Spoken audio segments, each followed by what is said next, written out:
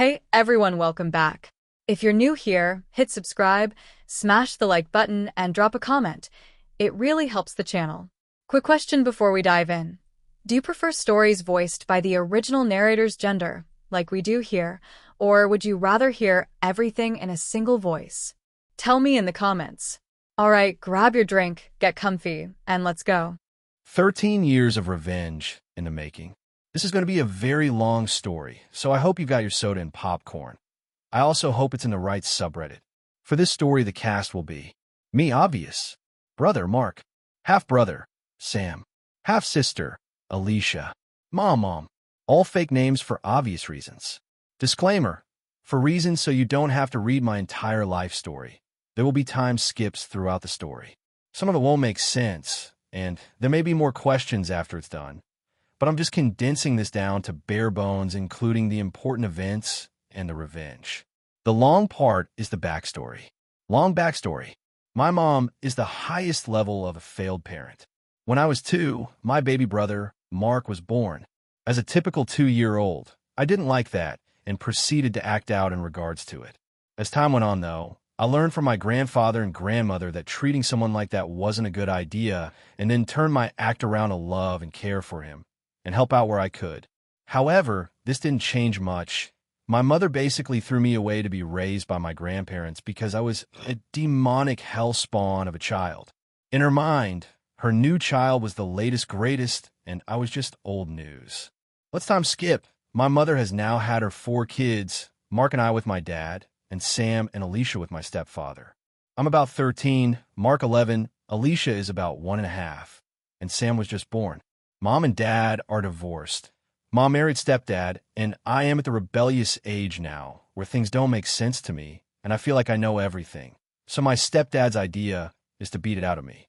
Every time I showed any sense of individuality or questioning something, I got beat for it. Sometimes right in front of my mother, and she didn't care a bit. This is where the trigger for me wanting my revenge started, but being 13 and sadly a little on the mentally damaged side from all of the beatings, and having a bookcase full of books land on me at around 11, I had no concept of what sort of revenge would come from my mind at the time, so I decided that waiting would be best. Mom's mistake, one has been made.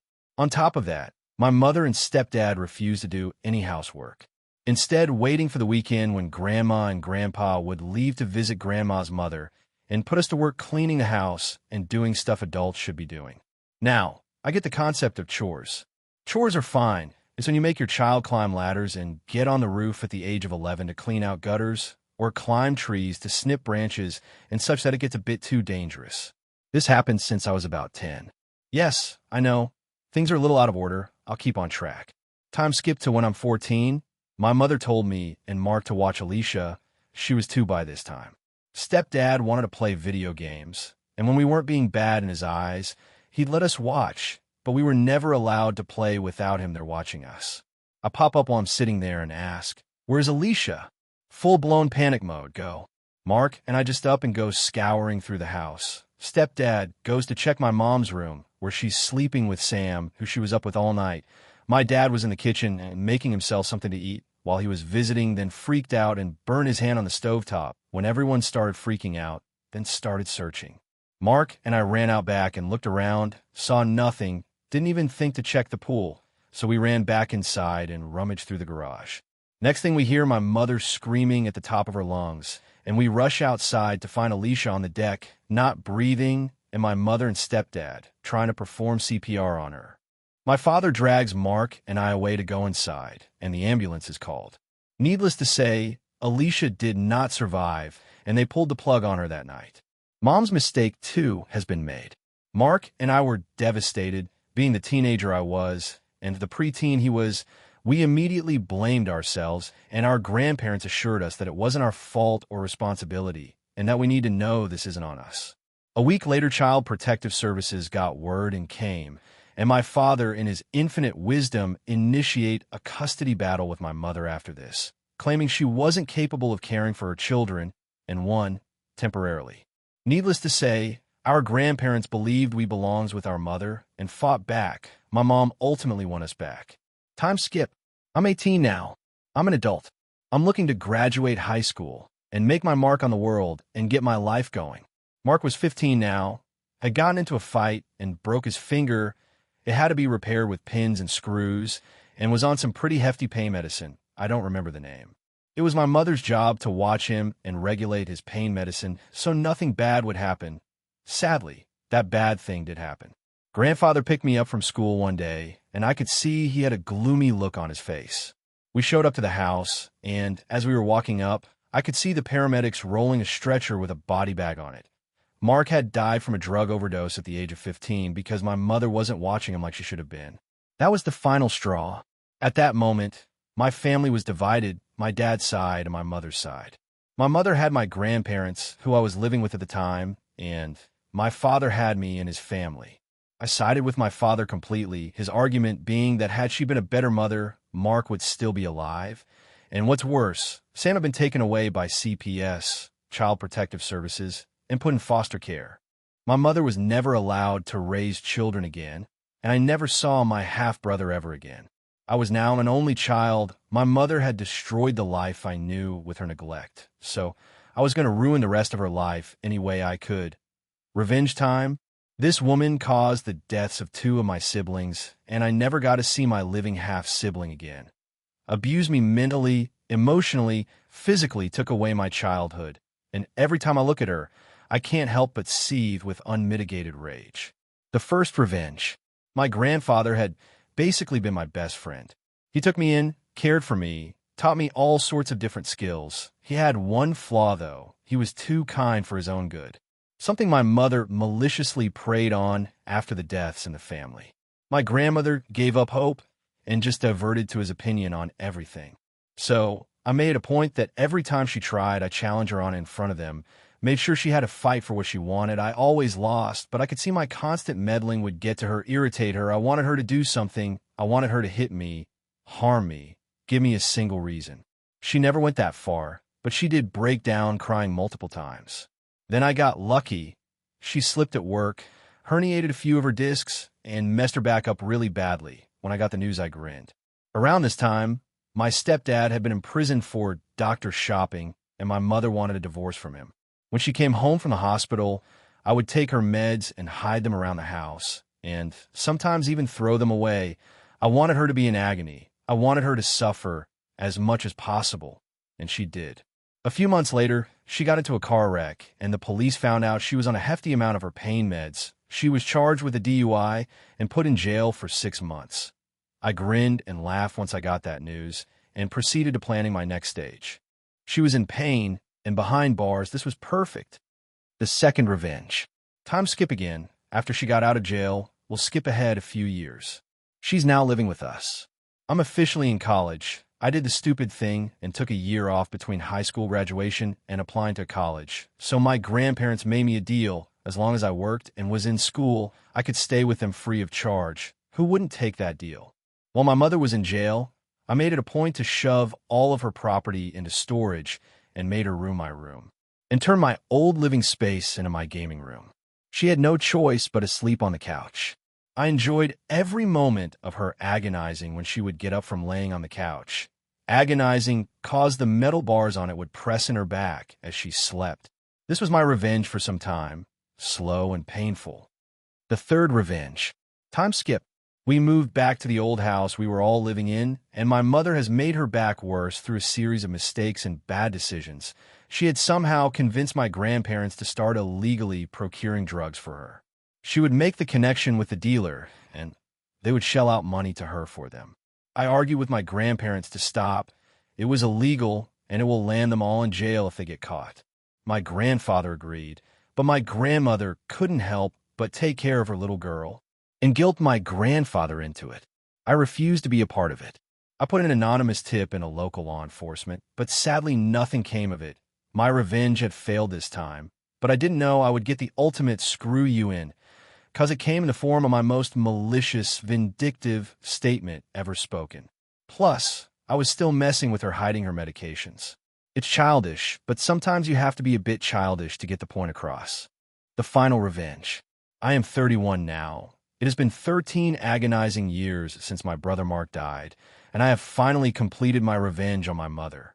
My grandfather just passed last year, and I have been saving a veritable but load of cash from over the years in jobs I worked, inheritance from other deaths in the family, and so on. I want to visit my grandmother, who's not been in great shape since my grandfather passed, and her dog passed about 6 months after that. My mother comes out to me while we're sitting there talking and asks if I will take care of her after Grandma was gone, that it was my duty as her son. She was broke, my grandmother was going into a retirement home, and my mother blew through her inheritance with her dealings. The rest was going to me. I knew it for a fact. I stood up, and while I stared my mother directly in the eyes, I managed the most hateful, vicious stare I could muster. It wasn't hard, and told her, "You get nothing from me. Grandma's going into a retirement home. I'm moving states. You destroyed my life, took away my childhood, were responsible for the deaths of my siblings, broke the law numerous times, and you made everyone's lives a living hell. You will be on the street and die alone, and I will laugh. I never loved you, and I never will. You will never see your grandchildren if, when there are any, you will not be at my wedding.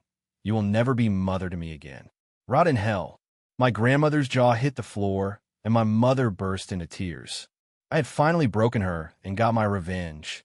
It may not seem like much to you all, but that moment was heavenly for me. It felt amazing to finally know I've got my ultimate revenge after all of these years, and damned her to suffering. My grandmother is going into that retirement home in about 3 months, and I'm helping her move her stuff, so there will be no chance of her little girl weaseling her way out of her fate. After that, I'm moving to a new state and starting my new life with a new job and wonderful girlfriend who I love more than anything. For those of you who have brothers and sisters, love them, cherish them, and be with them, cause you never know what's going to happen. This revenge was born of me losing my siblings, the one thing I loved most in this world. Being an older brother was the happiest time in my life, and after they died and Sam was taken by CPS, I've had to suffer as an only child and still cry myself to sleep at night over it. It was traumatizing, so please cherish your siblings. Thank you for reading. Edit. After sitting down and reading again, I have realized that I labeled Sam and Alicia wrong. They're my half-siblings, not my step-siblings. Same mom, different dad. Apologies. Edit 2. Thank you for the gold awards and all the support and advice I got in the comments. It's been very helpful. So, long-term abuse, 2 tragic sibling deaths, and 13 years of carefully built revenge. The narrator finally confronts his mother and cuts her out of his life for good. What would you have done in his place? Do you think his revenge was justified or too far? Write your thoughts in the comments. Now, on to the next one. Classmate got pranked by fake letter after screwing us over. Old story. This is a very old revenge from when I was a teenager in the 90s. There were only a few PC gamers around at the time, and without the internet, it was hard to get hold of new games. Me and a friend bought games from abroad via airmail, because local stores didn't sell many, but these weren't cheap. We'd trade them with each other and would copy the copy protection, which was often included, so this made it semi-affordable for us. A new kid joined our class, however, and his uncle had tons and tons of games we didn't have. We offered to trade games with him and gave him our original copies for him a copy, and in return we got corrupted floppies. Yes, this was the 90s, missing copy protection, etc., and after a few months of this we received not a single working game while he had received all of our games, The Settlers, Doom 2, Monkey Island games, etc., and some he returned in less than nice condition. We had enough, and we wanted to get revenge, but we didn't know how. Now, the 90s were known for the many AIDS campaigns after Freddie Mercury died of AIDS in 1991. I was a huge fan of Queen, and this new friend would often mock me for liking a gay singer. He came from a very conservative family, and his mother was quite Catholic, and this is what gave us an idea when we had to attend an AIDS event organized by a certain foundation with our class. At the end, we were given flyers about AIDS, homosexuality, etc., and free condoms with the logo of the AIDS Foundation were up for grabs. We each grabbed a few for reasons you'll soon reach below. Me and my friend were one of the very few with a computer and inkjet printer at home, so we got this idea to screw him over. We created a fake letter addressed to our friend, pretending we were the AIDS Foundation copying the logo, and everything to make it look as authentic as possible. It went something like this. Dear first name, thank you for your letter. We understand it's difficult being open about being homosexual, and you have many questions after the event you attended with your class. Please find enclosed a flyer which should answer many of your questions, as well as some condoms. Please practice safe sex at all times. We enclosed all the flyers we had gotten at the event, as well as the condoms, and mailed it to Mr. Last Name to guarantee his father would open the letter first. We had no idea the shitstorm this would create. We knew him being homophobic this would be great revenge, but apparently his mother had been in tears, screaming, his father angry, and he was grounded for weeks with his parents convinced he was gay. In the end, he figured we had something to do with it, because we had been carefully fishing to see if our prank had succeeded, but at first he thought the letter was authentic, and we had contacted the foundation in his name. When we finally confessed we had faked it all, we had a nice trip to the principal to explain why we had done this with his parents present. It's still the best revenge I ever took in my life, even though it was 30 years ago. Teenage prank. A fake AIDS Foundation letter sent to embarrass a classmate who'd been stealing games. It created a huge family drama and a memorable revenge. Was that petty justice or cruel? Would you pull a prank like that? Drop a short answer in the comments. Then let's hear the next story. Hurt my friend? Good luck with your education. I recognize this is long. Feel free to skip if you don't have the time or patience. Also, if it's more petty than pro, I can move it. Back in the before times when the internet was still a new thing with lots of potential, I was enrolled at my local junior college. A little into the semester, I moved in with my GF so we could both save on rent. I will call my girlfriend Lucy for the purposes of this post. One night, Lucy says she invited a friend from one of her classes for a game night. Sounded good to me. We invited a couple of other friends, and it was a really fun night. Surprisingly, it turned out her friend, Sarah, was someone I knew from high school. We weren't close friends, but we knew each other and got along fine. After that night, Sarah was invited over pretty frequently for dinner, game nights, or to watch a movie. She even brought her boyfriend over a couple of times. I'll call him Jay, but he never quite fit in. He would be quiet or standoffish, wouldn't engage much, and just seemed like he never wanted to be there. It was clear no one really felt comfortable having him there, but we invited him to be polite to Sarah. Fortunately, he only came over 2 or 3 times, and found an excuse to refuse every other time. A month or 2 after this all started, Sarah called my GF crying and asked if she could come over. Of course, we said yes. The story that was relayed was Jay was getting very upset with Sarah for coming over to our place so frequently and accused her of cheating on him. She never clarified if he thought she was cheating with me, Lucy, or both, but any option was ridiculous and never happened. But he confronted her and started verbally assaulting her, calling her all kinds of nasty names. At one point, she tried to walk past him to leave, and he shoved her back. This caused her to trip over a coffee table, fall, and get a huge bruise on her butt and lower back. Lucy told me about the bruises Sarah had shown her. I didn't see it for myself.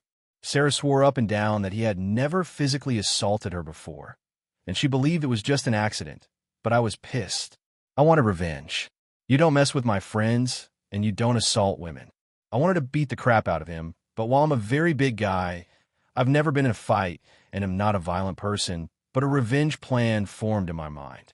At the time, I was working in the administration building of the school as a student employee. As part of my job, I could access anyone's student records, their fees, and their class schedule. The date was fast approaching. That was the last possible day to drop or add classes without penalty or specific permission. So I looked Jay up in the system, got a student ID number and the other information that I needed, and put my plan into motion.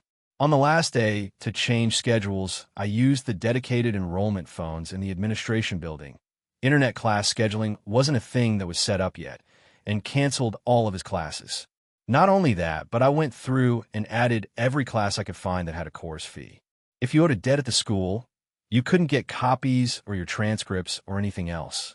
Something that I didn't mention was that Jay was a foreign student and couldn't stay in the country if he wasn't enrolled with a certain number of units. I wish I could give more info about the fallout, but as I didn't want to get this traced back to me, I didn't tell anyone, nor did I pull up his records again for quite a while. I did get a little payoff, though. Sarah was really worried about seeing him again. She had broken up with him the night after he pushed her, as they had an English class together on Tuesdays. She said that on Tuesday he was there, but there was also someone new standing in the class. He was standing because there weren't enough seats. The teacher, seeing that there were more people than should be held roll. And guess who wasn't on it? You're right, it was Jay. Apparently after I dropped all his classes, someone on the wait list got in. Jay tried to argue with the teacher, but as Teach had the official class roster and Jay wasn't on it, there was nothing he could do. Sarah said she never saw Jay in that class again. I don't know much more about what happened. Lucy and I eventually broke up, so I didn't see Sarah very often after that. After a while, I did look up Jay's class schedule, and all of the classes with course fees were gone, but he didn't have any other classes on the books either. I wanted to assume he was kicked out of school, but I didn't try to confirm it. Either way, Sarah didn't have to have class with him, and while he probably deserved more, he was definitely inconvenienced and possibly kicked out of school. Sometimes I worry I was too harsh, but then I remember that he deserved it. Mess with me, but not my friends. A boyfriend assaulted a friend. Narrator, with admin access, quietly removed the abuser from school. Justice served via enrollment manipulation. Is hacking a school roster crossing the line, or brilliant revenge? Tell me your stance in one sentence below. Up next, a different kind of family drama. My ex-MIL sent her church friends to harass my daughters and I. I have now exposed her family to her church community, and she's getting shamed and shunned at church. My 46-years-old female daughters, 17 and 15, have a strained relationship with my ex-husband's parents, 78-years-old male and 80-years-old female. My ex passed away in an accident last year, and we've had some major family drama since due his cheating and him leaving 2 boys born with his affair partner orphaned. She also died. Part of the drama has been my ex-in-laws trying to get custody of my daughters and them also trying to live with us.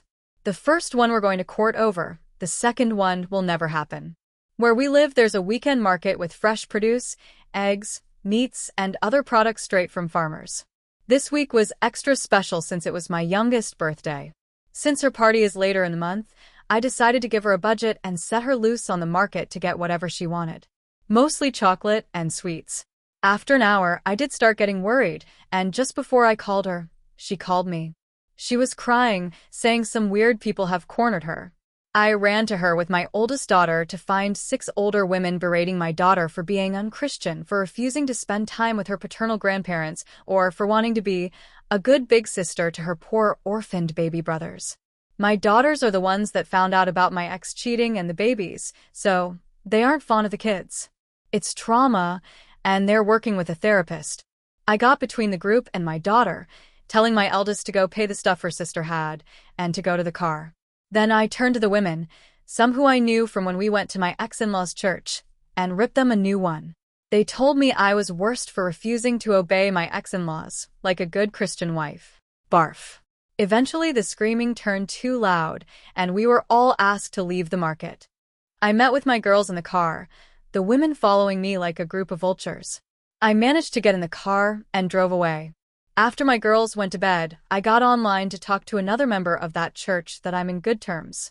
I told him about what happened, and after he apologized, he told me what was going on. My ex-mother-in-law posted this massive story in the church's Facebook group about how horrible my daughters and I are, how we are leaving them homeless and penniless. They inherited my ex's personal bank account and his life insurance, and how my daughters don't even talk to them. She also accused us of being the reasons she lost her grandsons. The boys are now living with distant relatives of my ex-husband. Basically, it was a sob story worthy of a Hallmark movie. And of course, they were getting all the love and support from the more extremist members of their church. This church and its members are a bit annoying, especially with LGBTQ+ topics, but they have a small saving grace. They are incredibly strict about cheating. It's a big no-no, be it from a husband or a wife equally. Now, how did she get around blaming me about affair children without exposing the cheating? She claimed the other woman was our surrogate, since I was unable to have more children. Then said I didn't want the babies because they were boys, which is absolutely disgusting to be accused of. Well, I decided it was time to clean up this mess, and since I was mid-divorce when my ex died, I had all the evidence needed. And since the divorce wasn't completed, I don't have any legal ramification for releasing all the evidence.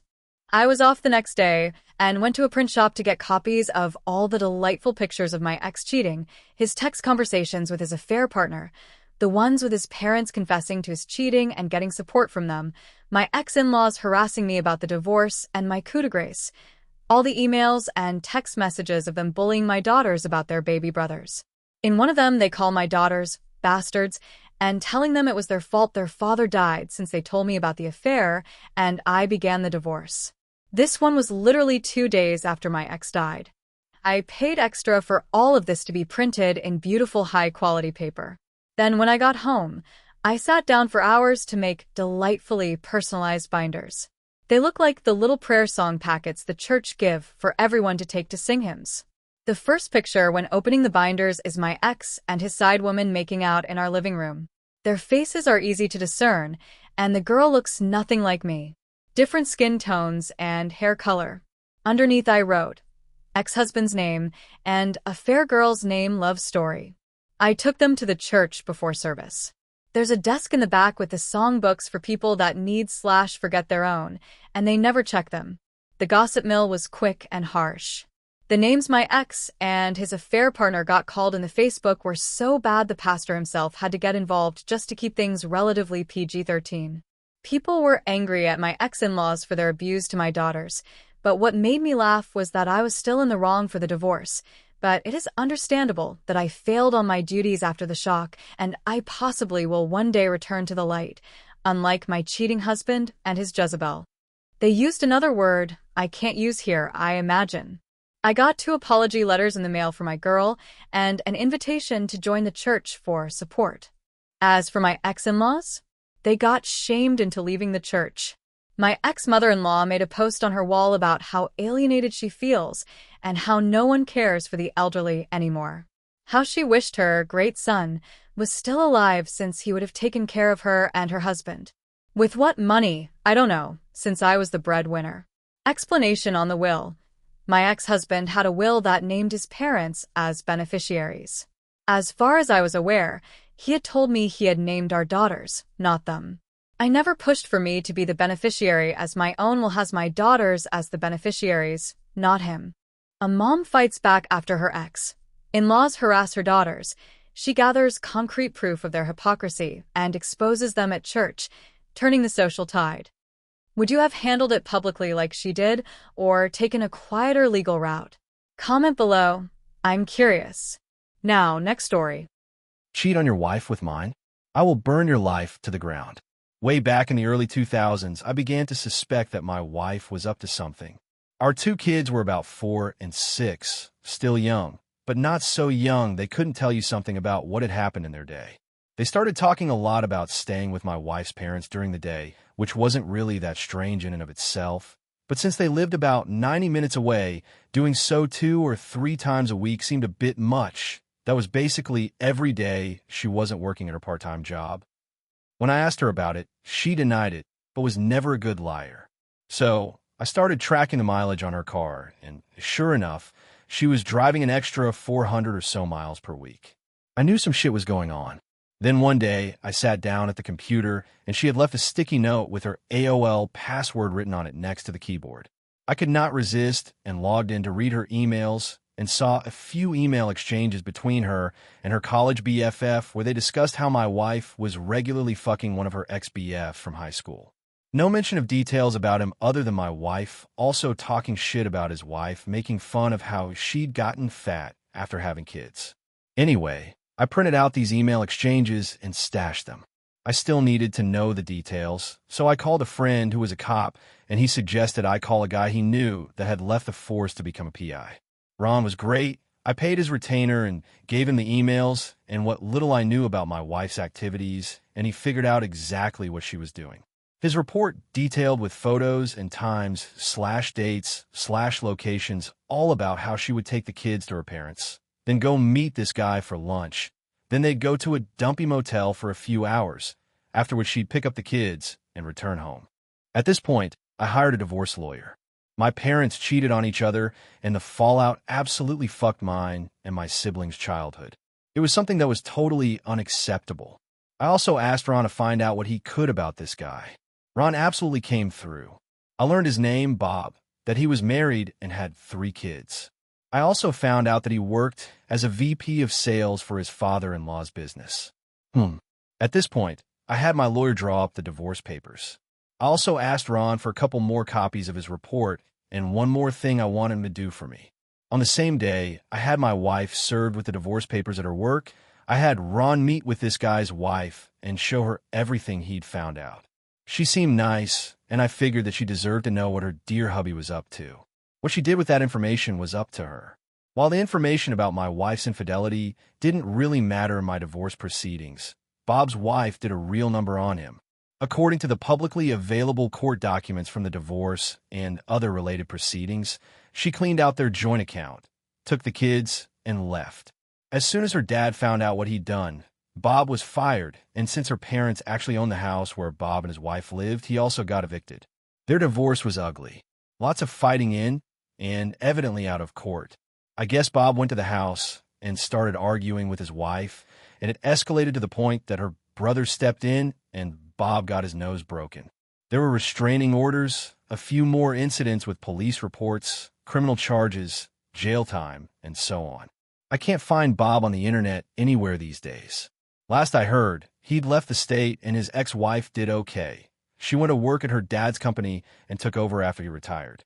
As for me, my ex and I got along well enough. I didn't engage with her on anything that wasn't related to the kids, and now that they're both adults, I don't talk to her at all anymore.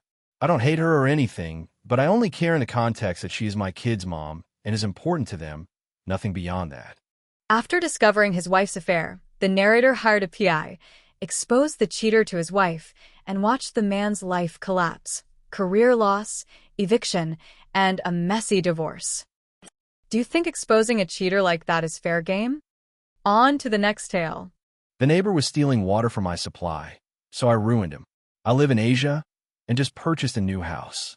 Now, the previous owners were family friends who needed cash urgently and haven't been living in my country for nearly 3 years. So I got it for a great price in the middle of the capital city. The sale was finalized at the start of this month, and I moved in right after. The house was definitely a fixer-upper, as the previous owners had left mid-renovation and the main door was locked with just a padlock, not even a door lock. The house had no gate, meaning anyone could just walk right on in. The first day I moved in, someone's bike was parked in the garage. I just parked it on the road on the same day. I had a gate installed. An angry man was knocking on my gate later, and I didn't bother answering, but through my window, I could see him giving up and taking the bike after 15 minutes. So already, I wasn't digging the neighborhood. But I didn't have any incidents after that, aside from people not knowing that this was no longer an abandoned house. So my gate was blocked more often than never, but a no parking sign on my gate fixed that issue. Last week, I was having a shower in my bathroom, and I noticed my water pressure was lower than usual. I also heard my next-door neighbor's water pump going. Now this neighbor, an old guy, lived in a 3-storied house, the first being the lowest and the one he lived in. The other 2 floors were rented out to tenants. This guy wasn't happy about the house being sold and voiced many concerns to my friends, the previous owners. He was super angry about it, and my friends did warn me, but I'm a 6-foot guy with 3 dogs. No way he was doing anything, and yep, he didn't.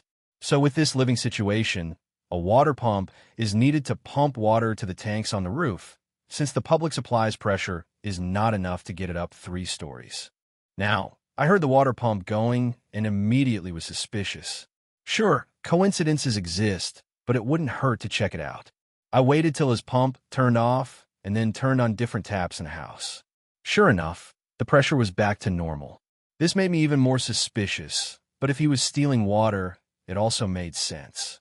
The water bills have been going up over the years this house wasn't lived in, but the house also had some water leaks. So it was chalked up to that, even if the bills were too high to be caused just by leaks. Now it's starting to make sense.